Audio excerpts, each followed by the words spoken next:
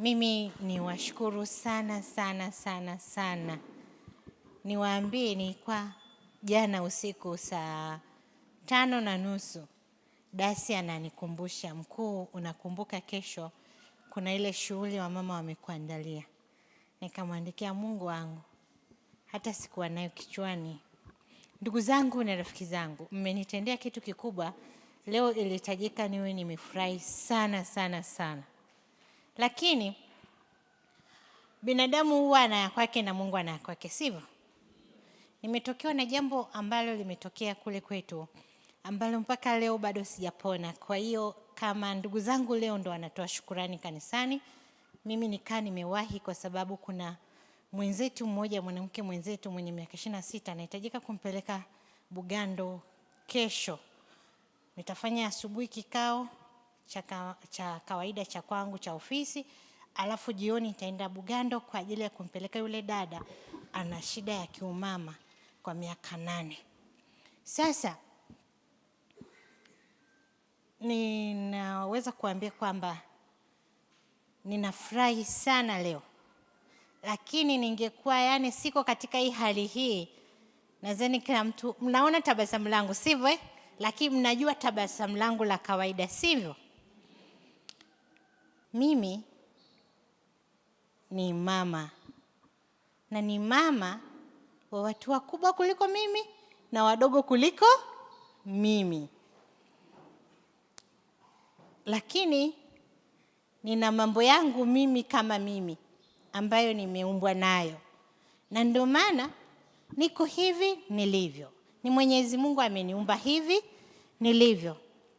Kuna mtu mmoja aliweza kuniuliza swali moja, akaniambia, Mheshimiwa, unawezaje kubeba watoto wawili ukaenda kulala nao nyumbani ambao huwajui wametoka wapi, wametupwa tu unawakuta unaenda kulala nao nyumbani?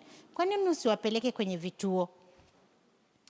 Nikamwangalia yule mtu, ni mtu mzima, ni mtu namwamini, nampenda.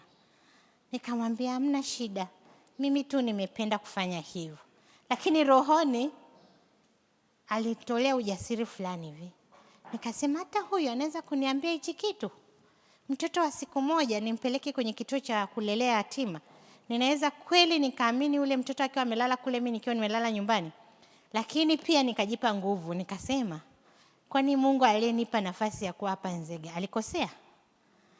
Sina yeye amenipa nembo ya hawa watoto wawili, sivyo?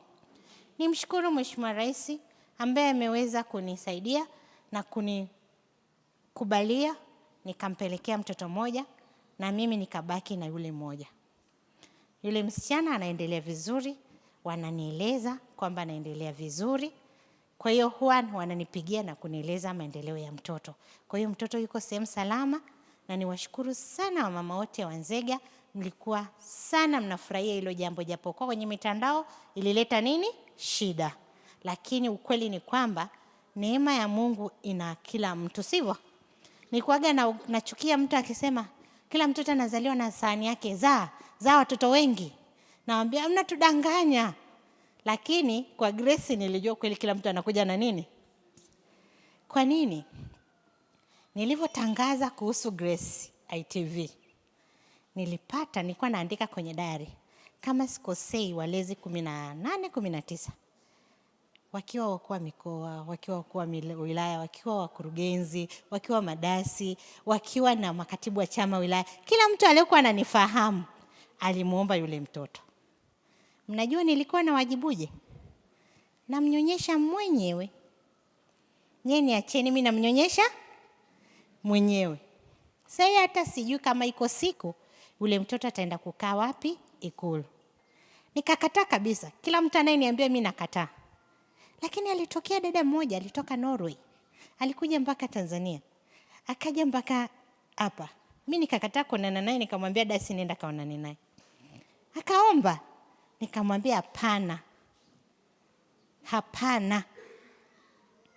Mimi nikaamua kubaki na watoto wangu. Kwa hiyo nikaa na watoto 3. Yule wa kwangu wa kawaida na wale wawili. Nilichofanya, niliamua kumwachisha nyonyo yule wa kwangu ili alale na dada zake, ili mimi nilale na wale wawili. Umeona eh? Kwa mtu wa kawaida huwezi kufanya hivyo. Ukamchukua wa kwako, ukamwambia wewe sogea, kalale sehemu nyingine. Alafu kawachukua wenzako ambao wameamua kuzaa na kutupa, alafu kawakumbatia. Usiku analia, unawapa nyonyo yako. Mmenielewa eh? Ni ngumu, si mnajua lakini. Ila kama wewe umeamua na umenuia kwenye roho yako kuwasaidia, lazima ni rahisi, sivyo? Kwa hiyo mimi naendelea kuwashukuru wamama Nzega. Wengi wamekuja kumshika mtoto na wengi wameniletea maziwa. Hata nilivyokuwa niko nyumbani, kuna waliotoka kutoka Moravian wa mama. Kwa kweli sikosi maziwa.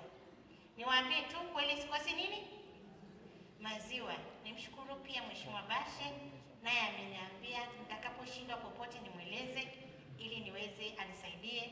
Namshukuru mkurugenzi wa halmashauri ya mji ameniwekea bili pia ya maziwa pale kwa Mama Lisa. Kwa hiyo mtoto anakunywa bobo zima leo na kesho asubuhi limeisha. Hana shida ndogo ndogo, amekuwa mkubwa na kilo 6 sasa na miezi yake 2. Kwa hiyo mimi ni washukuru wote. Nyinyi mnaweza kusema kwamba ni mimi mwenyewe nafanya hisani, lakini hiyo hisani mnafanya ni nyinyote, ambao wengine wananiandikia message kunipa nguvu, wengine wananitumia chochote kile ninunue maziwa, wengine wanakuja wanaleta nguo. Kwa kweli na washukuru wote ambao mnanishika mkono. Kazi hii ya ukuu wa wilaya ni ngumu sana, lakini ninyi mnanipa nguvu. Hata leo kunifanyia kitu kikubwa kama hichi, mmenipa tena nguvu mpya ya kuendelea kufanya kazi. Unajua unapofanya kazi alafu wenzako wanakupongeza, wenzako wanaona lile jambo ni zuri, kwa kweli ni deni kwangu kwamba nitahakikisha ninafanya kazi kwa nguvu zangu zote na kumuomba Mwenyezi Mungu anisaidie ili niweze kuwatendea haki kila mmoja kwa nafasi yake na kila mmoja